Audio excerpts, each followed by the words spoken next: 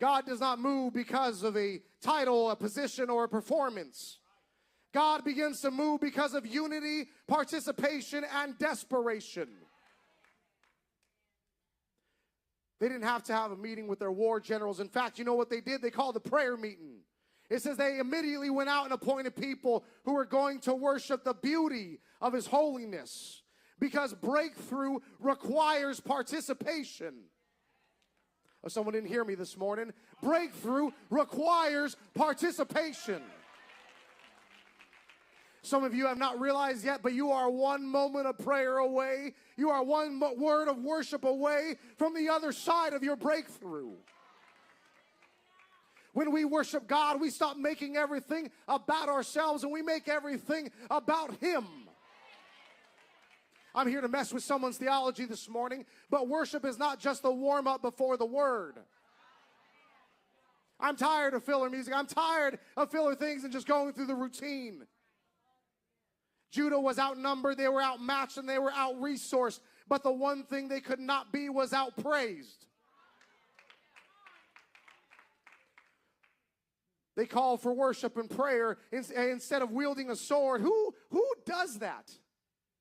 Who has the audacity to do that, to send out the choir before they send out the cavalry? Only somebody who knows the true nature of God's warfare. Because praise is not passive. Praise is an act of war. If you would begin to pick this up and you would get in this word and begin to worship Him in the beauty of His holiness, then this will come by itself. Praise is an act of war. He was telling the world, we aren't going to fight like the world fights. We are going to worship until the atmosphere literally begins to shift. You see, worship is the warfare that wins without a worldly weapon.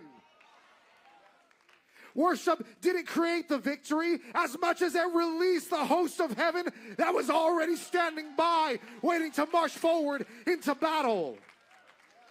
Your praise this morning is the go ahead and fight signal for the angels of God to begin to move on your behalf. The problem is we need to stop looking at how big the battle is and look at how big our God is. I'm sick of people that say, I don't know what I'm going to do. I don't know how I'm going to pay my rent. I need someone to dance in their seat and just say, I don't know how it's going to happen, but God is going to do it. My marriage is going through hell and high water, but God's going to heal it and restore it. My kids are backslidden, my babies are gone at a bar right now, but God's going to bring them back.